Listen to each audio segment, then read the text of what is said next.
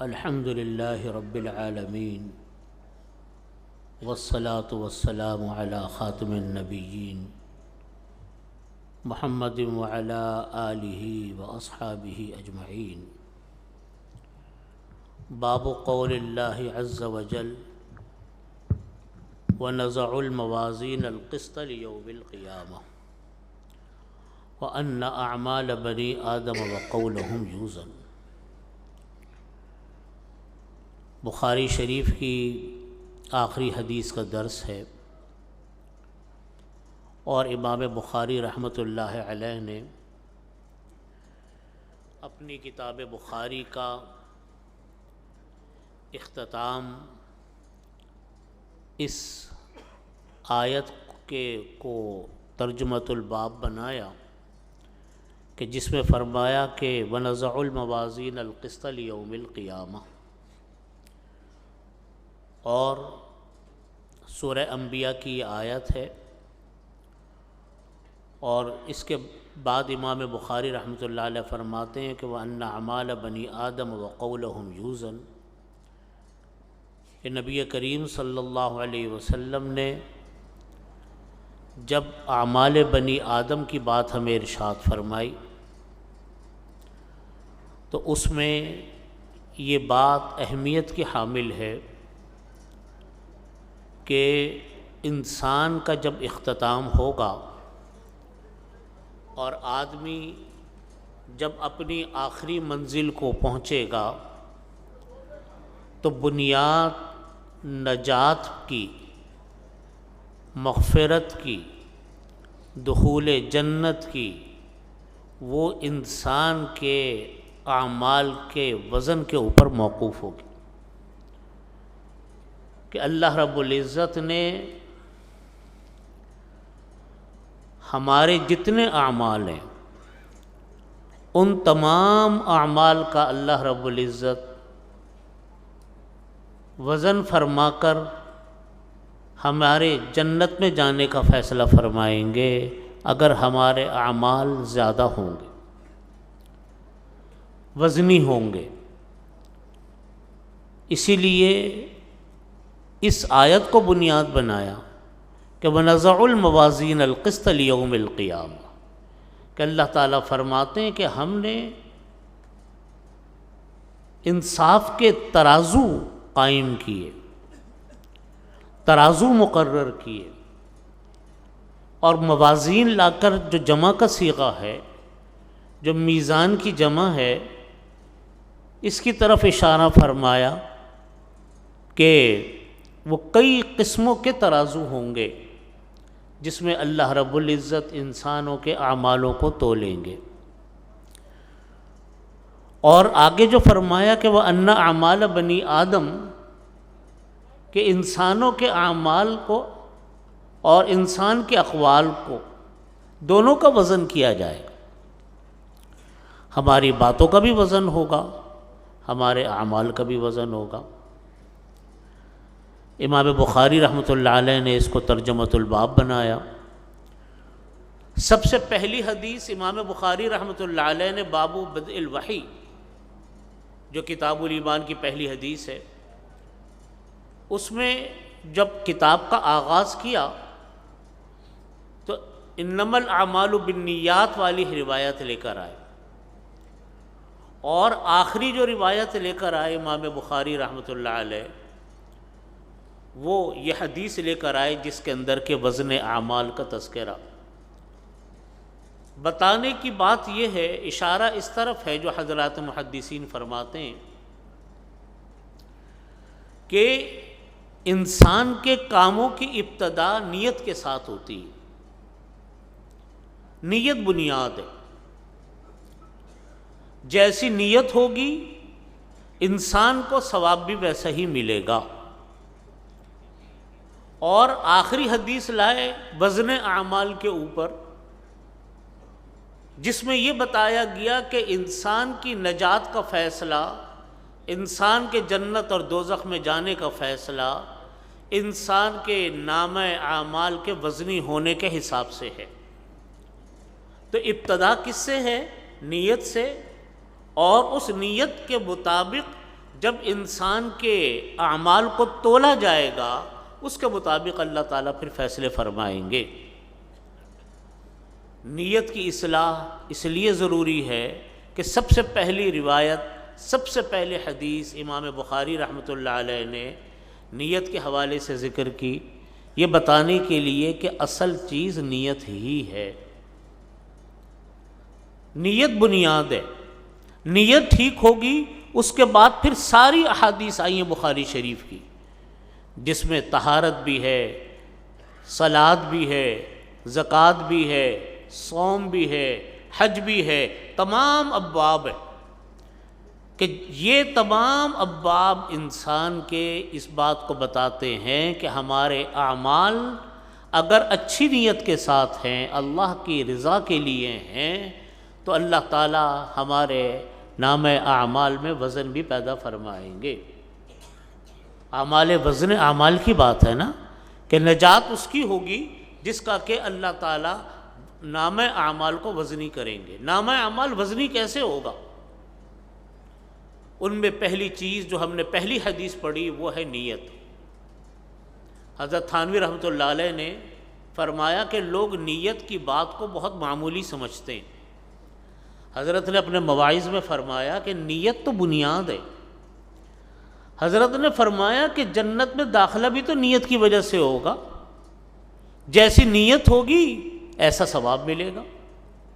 حضرت رحمۃ اللہ علیہ نے فرمایا کہ انسان جنت میں جاتا ہی نیت کی بنیاد پر، اعمال کی بنیاد پر ہے۔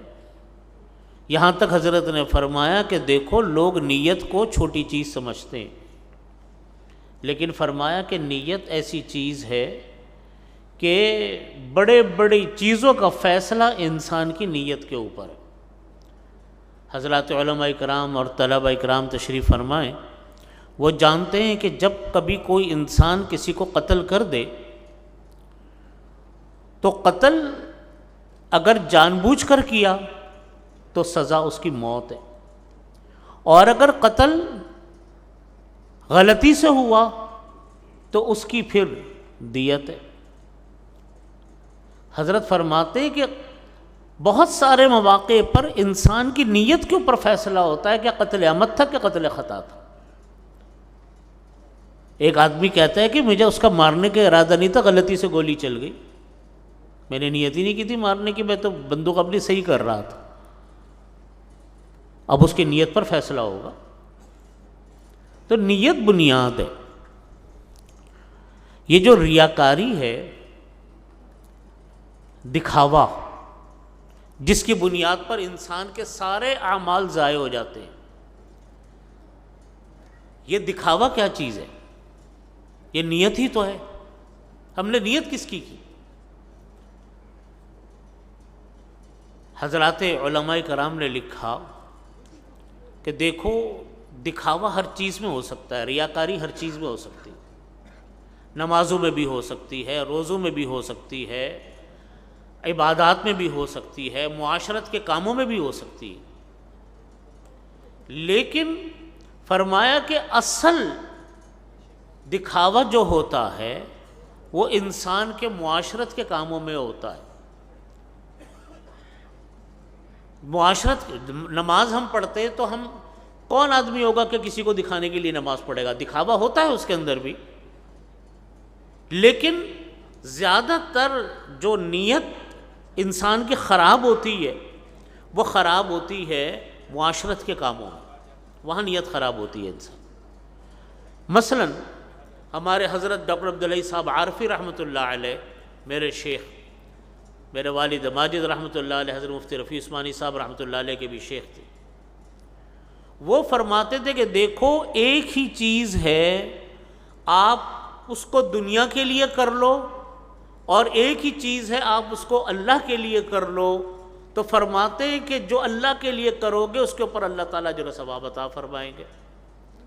ہمارے حضرت فرماتے تھے کہ دیکھو نیت نام ہے زاویہ نگاہ کی تبدیلی کا، نیت نام ہے زاویہ نگاہ کی تبدیلی کا۔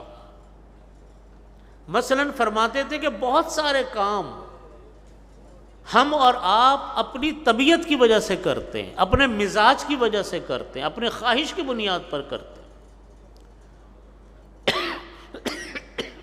لیکن جب انسان اس میں نیت اللہ کی کرتا ہے تو وہ چیز عبادت بن جاتی ہے۔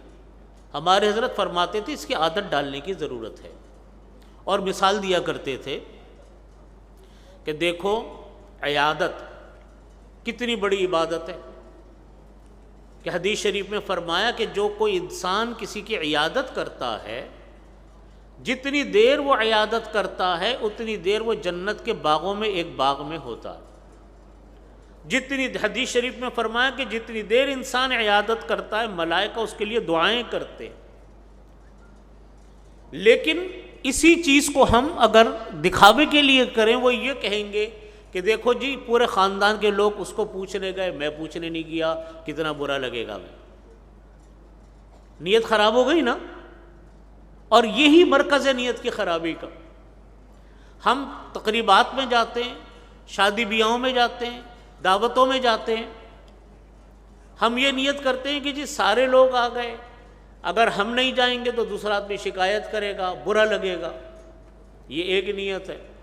اور دوسری نیت کیا ہے کہ جی میرے بھائی کے ہاں خوشی ہے، میرے خاندان میں خوشی ہے، میں اس کے گھر اس کے ہاں جا رہا ہوں، اس کے خوشیوں میں شریک ہو رہا ہوں، صلہ رحمی کے لیے جا رہا ہوں۔ یہ دونوں نیتیں کیا ہیں؟ بالکل الگ الگ حیثیت رکھتی ہیں۔ تو یہ نیتیں حضرت فرماتے تھے کہ یہ نیت اتنی بڑی بھاری بھرکم چیز ہے، یہ منٹ میں ہو جاتی ہے انسان کی، یہ منٹ میں ہوتی ہے۔ ہمارے حضرت فرماتے تھے کہ آپ اگر اپنے بچے کو گود میں لیتے ہو، بچہ آپ کی طرف لپک رہا ہے، آپ نے اس کو بچے کو گود میں لیا، آپ کی فطرت ہے، آپ کی خواہش ہے، لیکن فرماتے تھے کہ ایک سیکنڈ کے لیے یہ دعا کرو، یہ نیت کرو کہ میرے آقا علیہ الصلوۃ والسلام حضرت حسن حضرت حسین رضی اللہ عنہما کو بھی گود میں لیتے تھے، بچوں سے بھی محبت فرماتے تھے، خاندان کے بچوں کو بھی پیار فرماتے تھے۔ فرماتے تھے ایک سیکنڈ کو نیت کرو اتباع سنت کی، یہ پورا وقت انسان کا عبادت میں گزرے گا۔ تو نیت فرمایا کہ یہ بنیادی چیز ہے۔ یہاں وزن اعمال کی بات ہے۔ وزن اعمال دو چیزوں سے پیدا ہوتا ہے۔ ایک وزن اعمال پیدا ہوتا ہے نیت کی اصلاح سے، نیت کی درستگی سے، ہر چیز میں اللہ کے لیے نیت۔ دوسری چیز ہے وزن اعمال کے لیے، وہ ہے کہ کام شریعت اور سنت کے مطابق ہو۔ ہمارے ہاں یہ جملہ بولا جاتا ہے کہ دیکھیں ہم جب صبح کو اٹھ کر اپنے کاموں پر جاتے ہیں، ہم کہتے ہیں دنیا داری کرنے جا رہے ہیں۔ ہمارے یہ جملہ بہت بولا جاتا ہے۔ ملازمت کرنے جا رہے ہیں تو دنیا داری کرنے جا رہے ہیں، کاروبار کرنے جا رہے ہیں تو دنیا داری کرنے جا رہے ہیں۔ نبی کریم صلی اللہ علیہ وسلم کا فرمان ہے کہ طلب کسب الحلال فریضۃ بعد الفریضہ، او کما قال صلی اللہ علیہ وسلم۔ رزق حلال کا کمانا دیگر فرائض کے بعد فرض ہے۔ اب ہم نے کہا کہ دنیا داری کرنے جا رہے ہیں، اللہ کے نبی کیا فرما رہے ہیں کہ رزق حلال کا کمانا دیگر فرائض نماز روزہ حج زکوٰۃ کے بعد فرض ہے۔ ہم اگر یہ نیت کریں کہ اپنے بچوں کے لیے اپنے گھر کے لیے رزق حلال کمانے جا رہا ہوں تو کوئی معمولی بات؟ رزق حلال کا کمانا، ایک صحابی تھے، غالباً حضرت سعد رضی اللہ عنہ کا واقعہ ہے کہ وہ تشریف فرما تھے، آپ صلی اللہ علیہ وسلم کی مجلس میں بیٹھے ہوئے تھے، تو آپ صلی اللہ علیہ وسلم نے دیکھا کہ ان کے ہاتھ کے اوپر چھالے پڑے ہوئے۔ آپ نے پوچھا کیا ہوا آپ کے ہاتھ میں؟ کہنے لگے یا رسول اللہ سارا دن محنت مزدوری کرتا ہوں تو ہاتھ پہ چھالے پڑ جاتے ہیں۔ آپ صلی اللہ علیہ وسلم نے ان کے ہاتھوں کو لیا اور لے کر یوں کر کے پیار کیا، فرمایا کہ سعد، جب کوئی انسان صبح کو گھر سے نکلتا ہے رزق حلال کمانے کے لیے اور رات کو شام کو تھکا ہارا واپس آتا ہے، اللہ تعالیٰ اس کے سارے گناہوں کو معاف فرما دیتے ہیں۔ کتنی بڑی بات ہے، کتنا بڑا سبق ہے کہ انسان کے رزق حلال سے وابستگی، انسان کا روزگار کا مہیا ہونا، انسان کا کام میں لگا رہنا یہ کتنی بڑی اللہ کی نعمت ہے، کوئی معمولی نعمت تو نہیں۔ تو جب انسان کی نیت درست ہوتی ہے اللہ تعالیٰ ایک ایک عمل پر اس کو ثواب عطا فرماتے ہیں۔ جب ہم باہر محنت کرتے ہیں، ہم اللہ کے حکم کے مطابق محنت کر رہے ہیں، اس کے رسول صلی اللہ علیہ وسلم کے حکم کے مطابق نکلتے ہیں، تو ہمارا یہ اجر و ثواب ہے، یہ ہماری محنت ہے۔ ہماری بہنیں، ہماری مائیں، ہماری بیٹیاں جو گھروں میں کام کرتی ہیں، بچوں کی دیکھ بھال ہے، گھر کی دیکھ بھال ہے، گھر کے کام کاج ہیں، یہ ڈیوٹی خواتین کی کس نے لگائی؟ اللہ نے۔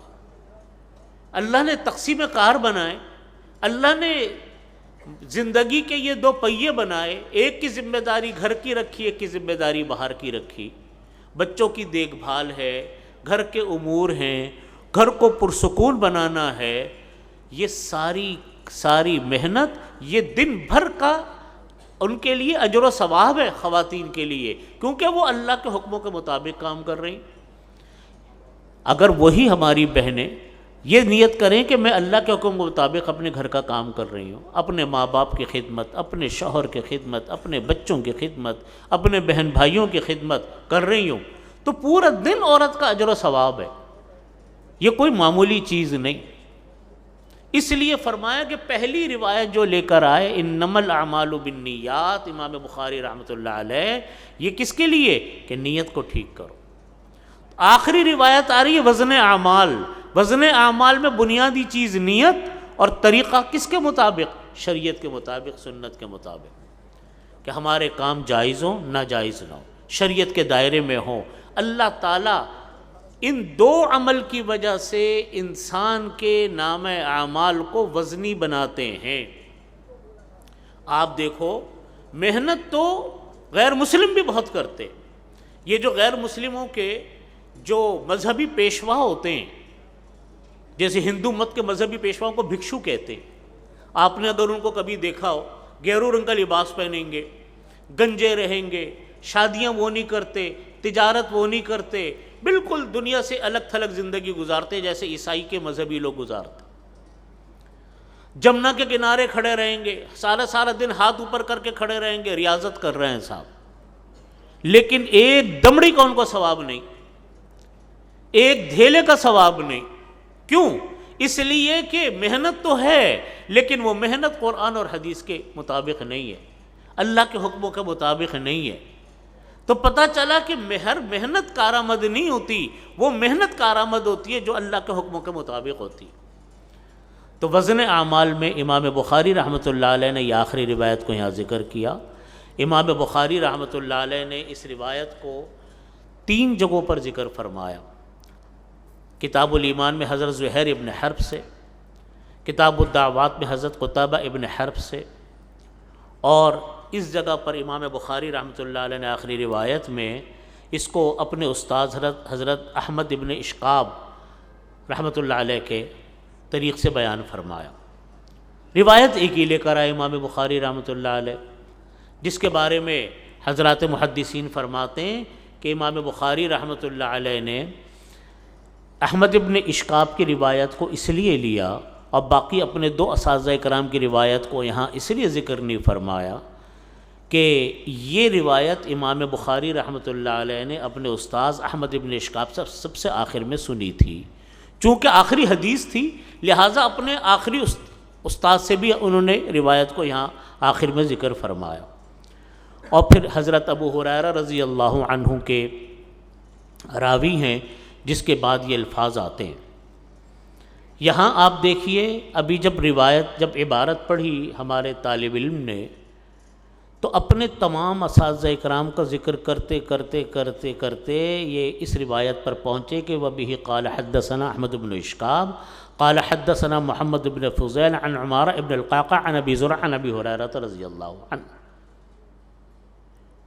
پوری اس آج سے لے کر اب سے لے کر نبی کریم صلی اللہ علیہ وسلم تک تمام راویوں کے نام ذکر ہوئے، اور یہی طریقہ، یہی دلیل ہے ان احادیث کے محفوظ ہونے کا۔ امام زہری رحمۃ اللہ علیہ اسماء الرجال کے امام ہیں، امام زہری رحمۃ اللہ علیہ کے بارے میں لکھا، جو جرح و تعدیل کے امام ہے، کہ اللہ تعالیٰ نے ان کو اتنا علم دیا تھا، وہ فرماتے ہیں کہ اگر تمام روات حدیث کو ایک ٹیلے پہ کھڑا کر دیا جائے تو امام زہری رحمۃ اللہ علیہ ایک ایک آدمی کا نام لے کر تمام حالات زندگی ان کے بتا دیں گے کہ کون سا امام، کون سا راوی کس درجے کا۔ پوری روایت، پوری حدیث کے تمام روات ایک ایک کر کے ان کا نام موجود، اس نام کے راوی کے ایک ایک حالات کتابوں میں موجود۔ آپ اگر لائبریری میں آ کر دیکھیں جو اسماء الرجال اور جرح و تعدیل کے ائمہ اکرام کی کتابیں، ایک ایک امام کی کتاب 30 جلدوں کے اوپر ہے، جس میں ہر راوی کے حالات زندگی لکھے ہوئے ہیں۔ یہاں تک لکھے ہوئے ہیں، فرماتے کہ جس کی روایت ہم لیتے ہیں ان کے علاقوں میں جا کر بھی ہم معلومات کرتے ہیں کہ جس راوی کی روایت کو ہم لے رہے ہیں ان کے حالات زندگی کیا ہیں، امانت کیسی ہے، دیانت کیسی ہے، اخلاق کیسا ہے، حافظہ کیسا ہے۔ اس ساری چھان پھٹک کے بعد پھر ان کی روایت کو ان کتابوں میں لیا جاتا ہے۔ آج انجیل ہے اور توریت ہے یا ان کی دوسری کتابیں ہیں، ان کے اندر یہ بھی آج پتہ نہیں ہے کہ وہ تھی اصل میں کون سی زبان میں، عبرانی میں تھی، سریانی میں تھی، کون سی زبان میں تھی۔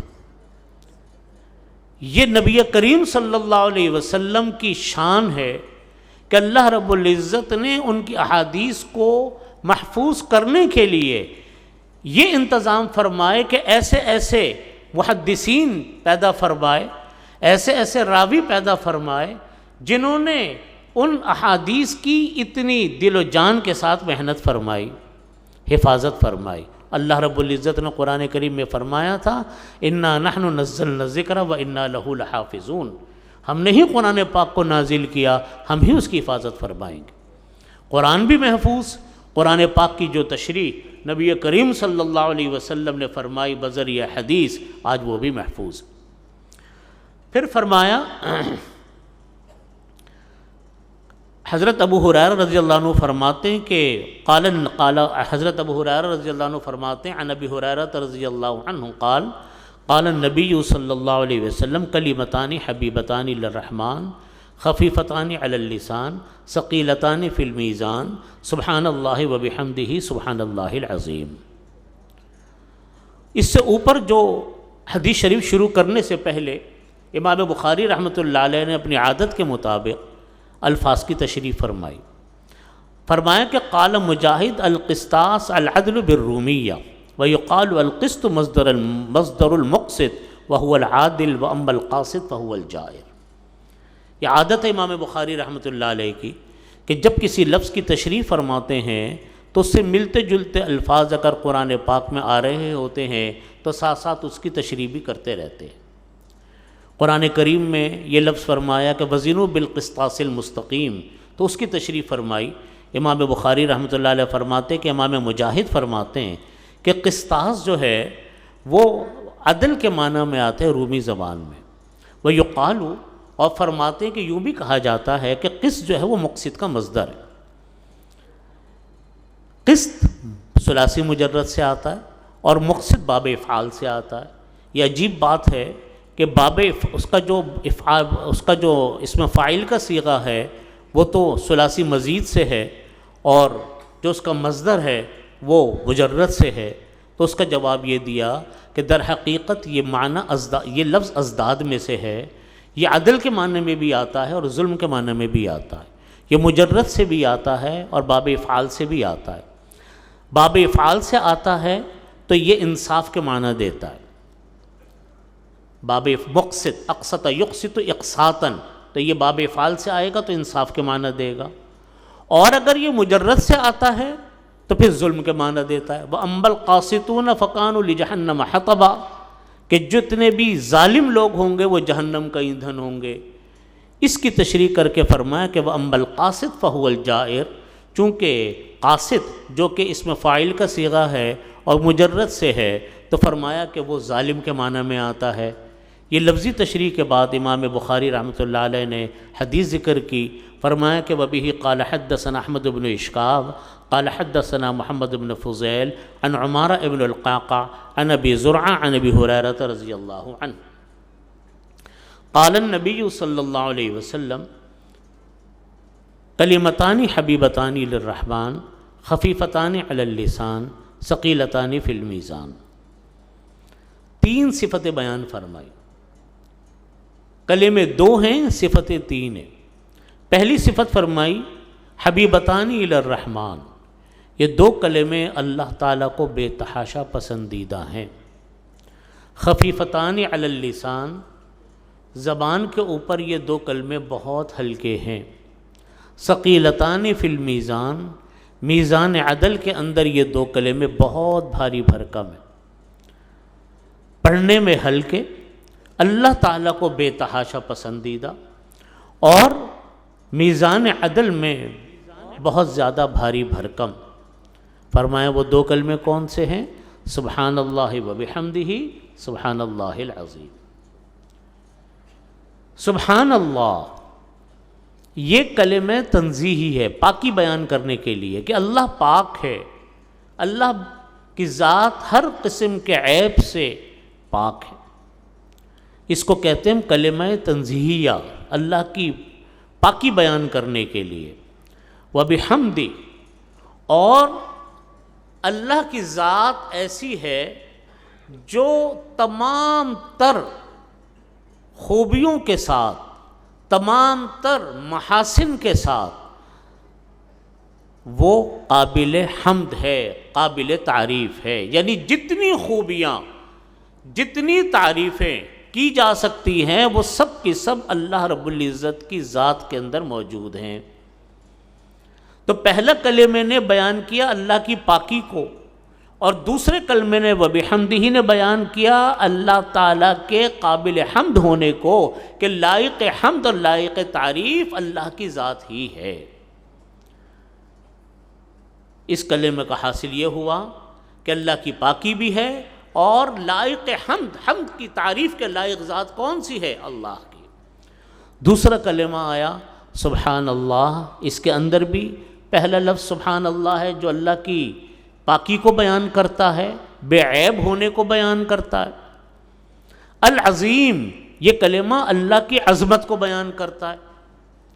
تو پتہ چلا کہ اللہ ان 2 کلمات کے اندر اللہ کی پاکی کا بیان بھی آ گیا، اللہ کے لائق حمد ہونے کا بیان بھی آ گیا، اللہ تعالیٰ کی عظمت کا بیان بھی آ گیا، اللہ کی کبریائی کا بیان بھی آ گیا. جب اللہ تعالیٰ کی بڑائی بھی آتی ہے اور اللہ تعالیٰ کے لائق حمد ہونے کی بات بھی آتی ہے، ان دونوں باتوں کے مجموعے سے خشیت پیدا ہوتی ہے، اللہ کا ڈر پیدا ہوتا ہے. یعنی ہم جب یہ کہتے ہیں کہ سب سے عظیم ذات کون سی ہے؟ اللہ کی. سب سے زیادہ قابل تعریف ذات کون سی ہے؟ اللہ کی. سب سے زیادہ بے عیب ذات کون سی ہے؟ اللہ کی. تو اس کا مطلب یہ ہوا کہ ڈرنے کے قابل ذات بھی کس کی ہے؟ اللہ کی. خشیت، خشیت کے معنی کیا ہے؟ اللہ کا ڈر. دیکھیے ایک ہوتا ہے خوف اور ایک ہوتی ہے خشیت. خوف تو ہوتا ہے ڈاکو کا، چور کا، جان سے مارے جانے کا، کسی چیز کے نقصان ہو جانے کا، یہ ڈر ہے جس کو ہم خوف سے تعبیر کرتے. اور ایک ہوتی ہے خشیت. خشیت کے معنی آتے ہیں کہ انسان کو کی عظمت کو لیے ہوئے ڈر، احترام اور عظمت کو لیے ہوئے جو ڈر ہوتا ہے وہ خشیت ہوتی ہے. جیسے والد کا ڈر، والدہ کا ڈر، استادوں کا ڈر، اپنے بزرگوں کا ڈر، وہ ڈر ہوتا ہے. ان سے یہ ڈر نہیں ہوتا مار دیں گے جان سے، بلکہ ڈر کیا ہوتا ہے؟ ان کا عظمت لیے ہوئے ڈر. تو اللہ تعالیٰ کا جب ڈر ہوتا ہے یہ ہوتا ہے خشیت. تو جب اللہ کی ان 2 کلمات کا حاصل یہ کہ اللہ کی سب سے زیادہ پاک اور بے عیب ذات کون سی؟ اللہ کی. سب سے زیادہ قابل حمد ذات کون سی؟ اللہ کی. سب سے زیادہ عظمت والی ذات کون سی؟ اللہ کی. جب یہ ذات سب چیزیں اللہ کی ذات میں جمع ہیں تو قابل خشیت ذات بھی کس کی ہے؟ وہ اللہ کی. اس لیے علماء نے فرمایا کہ یہ کلمے 2 ہیں، لیکن در حقیقت ان کلمے کے پڑھنے سے اللہ کی محبت، اللہ تعالیٰ کو پسندیدہ بھی بہت ہیں، اللہ تعالیٰ کو نے ایسے کلمے یہ بیان فرمائے نبی علیہ الصلوۃ والسلام کے ذریعے سے جو زبان پر بھی بہت ہلکے ہیں اور میزان عدل میں بھی بہت بھاری ہیں۔ حدیث شریف میں فرمایا نبی کریم صلی اللہ علیہ وسلم نے، کوئی انسان اگر ان کلموں کو پڑھتا ہے دن میں 100 مرتبہ، اللہ تعالیٰ اس کے سارے گناہوں کو معاف فرما دیتے ہیں۔ وَلَوْ كَانَ مِثْلُ زَبَدِ الْبَحْرِ، اگرچہ وہ سمندر کے جھاگ کے برابر بھی کیوں نہ ہو۔ یہ اتنے نامہ اعمال کو وزنی کرنے والے ہیں۔ تو نامہ اعمال کے وزنی ہونے کی بات ہوئی، تو نامہ اعمال کو وزنی کرنے کے لیے یہ 2 کلمے ہیں جو انسان کے نامہ اعمال کو جھکا دیتے ہیں، انسان کی مغفرت کا ذریعہ بن جاتے ہیں۔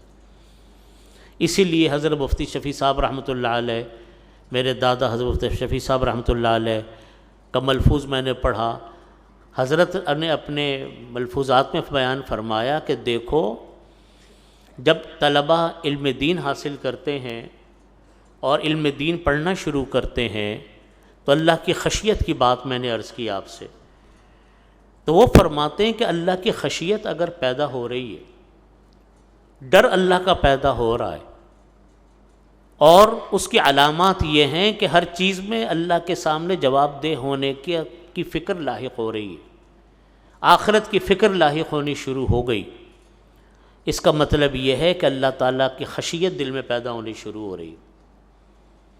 فرمانے لگے اس کی مثال ایسے ہے جیسے آپ ریل گاڑی میں جائیں، بس میں جائیں، گاڑی میں جائیں، اور آپ کی جو منزل ہو، اگر اس کے سارے سائن اس منزل کے حساب سے آ رہے ہیں، اس کا مطلب یہ ہے کہ آپ کی گاڑی، آپ صحیح گاڑی میں بیٹھے اور سفر صحیح سمت میں ہو رہا۔ مثلا کراچی سے لاہور روانہ ہوئے تو جگہ جگہ سائن لکھا ہوا رہا ہے کہ جی لاہور اتنے کلومیٹر رہ گیا، راستے کے اندر جو جو شہر آتے ہیں وہ شہر بھی آ رہے ہیں، علامتیں سب پوری ہو رہی ہیں۔ اس کا مطلب یہ ہے کہ آپ بالکل صحیح گاڑی میں بیٹھے، صحیح سمت میں سفر ہے۔ لیکن اگر گاڑی چلنے کے بعد وہ سائن نہیں آ رہے جس سمت میں آپ جا رہے ہو، کوئی اور سائن آ رہے ہیں، اس کا مطلب یہ کہ آپ غلط گاڑی میں بیٹھ گئے، آپ غلط سمت میں سفر کر رہے ہیں۔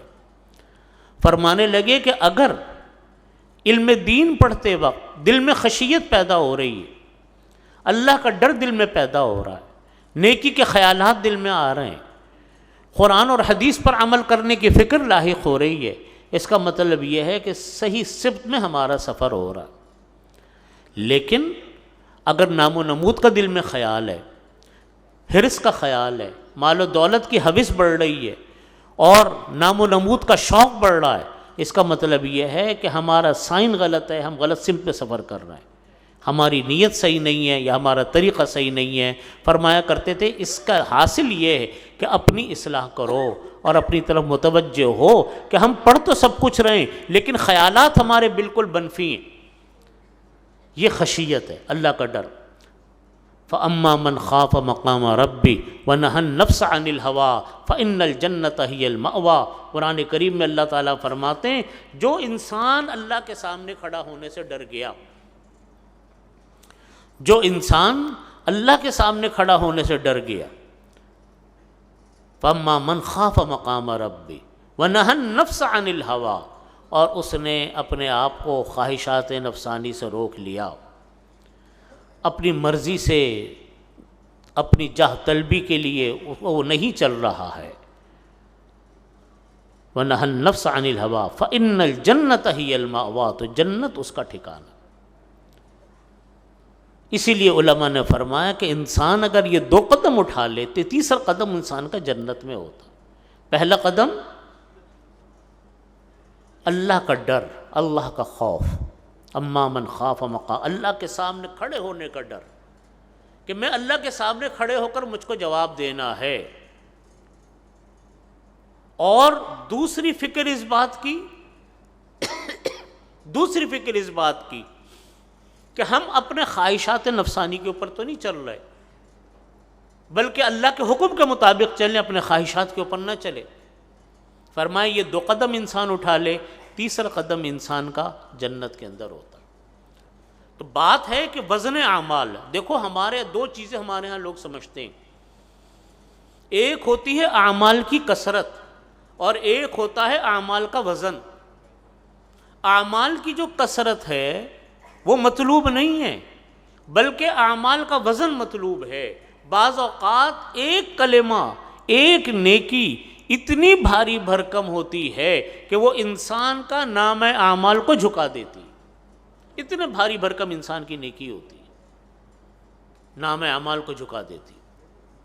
جب انسان اللہ کے لیے کوئی عمل کرتا ہے تو یہ کوئی معمولی بات نہیں ہوتی، اللہ تعالیٰ اس کے اوپر اجر و ثواب عطا فرماتے۔ اللہ نے ترازو مقرر فرما رکھے ہیں، نیکی کا ترازو، اما من، یہ جو نیکی کا ترازو جو ہوتا ہے نا، جب یہ جھک جاتا ہے یعنی بھاری بھرکم ہو جاتا ہے نیکی کا ترازو، اللہ تعالیٰ اس نیکی کے ترازو کے بھاری بھرکم ہونے کی وجہ سے انسان کو مغفرت بھی فرما دیتے ہیں۔ اور اگر وہ نیکی کا ترازو انسان کا اوپر ہو گیا اور گناہوں کا ترازو جھک گیا، فَأَمَّا مَنْ ثَقُلَتْ مَوَازِينُهُ فَهُوَ فِي عِيشَةٍ رَاضِيَةٍ، جس انسان کا میزان جھک گیا نیکیوں کا، وہ ایک خوشگوار زندگی کے اندر ہوگا۔ وَأَمَّا مَنْ خَفَّتْ مَوَازِينُهُ فَأُمُّهُ هَاوِيَةٌ وَمَا أَدْرَاكَ مَا هِيَ نَارٌ حَامِيَةٌ۔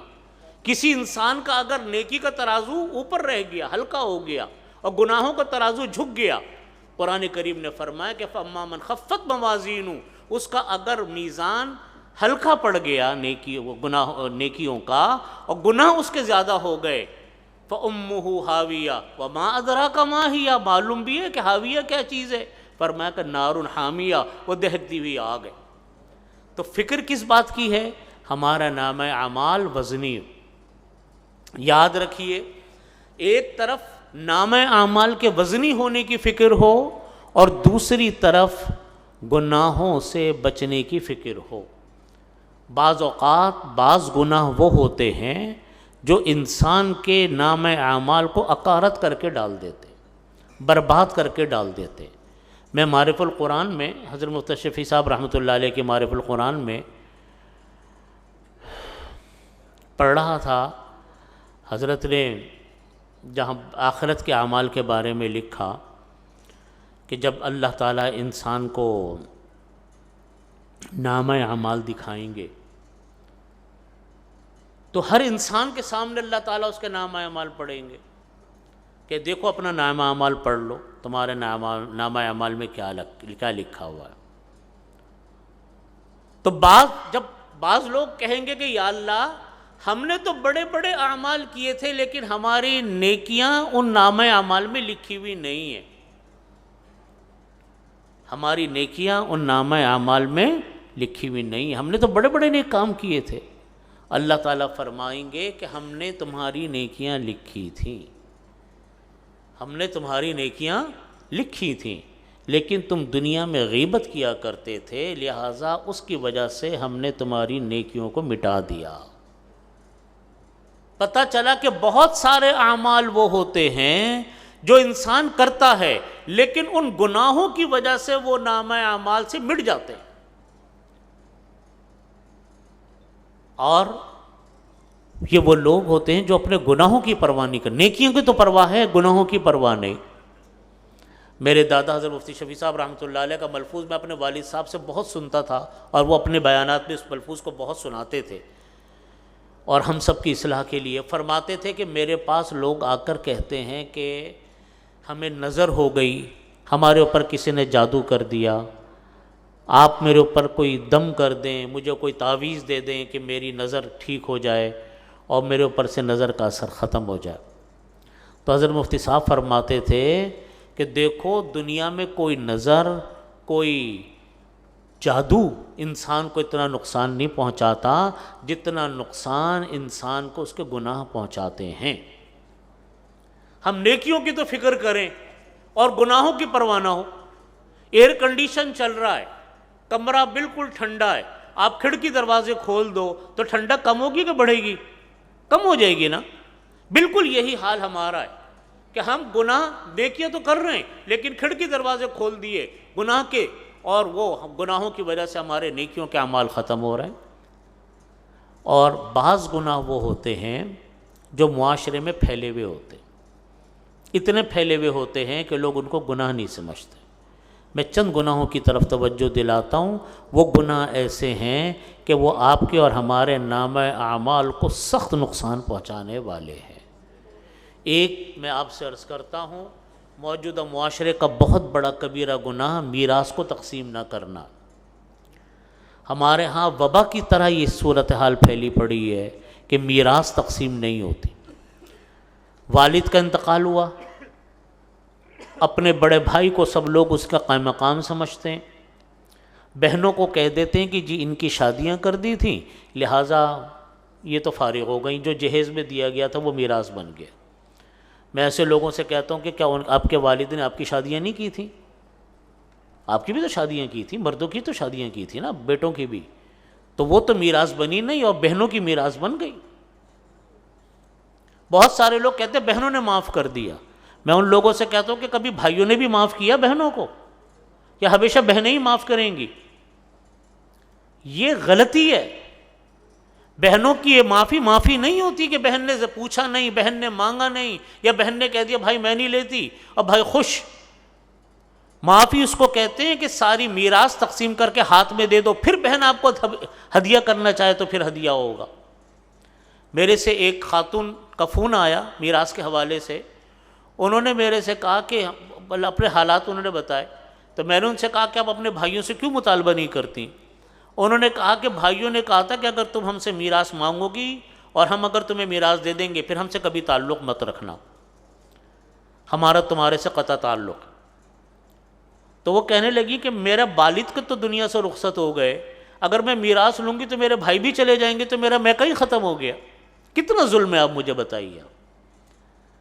یہ معاشرے میں پھیلا پڑا ہے، بہنوں کو حصے نہیں دیتے، بھائی بعض لوگ ہوتے ہیں کہ وہ ایک دو بھائی مل کر ساری جائیداد پہ قبضہ کر جاتے ہیں اور دوسروں کو محروم کر دیتے ہیں، اور اسی چھینے ہوئے مال، اس کو میں کہتا ہوں غصب کا مال ہے، یہ چوری کا مال ہے، ڈکیتی کا مال ہے۔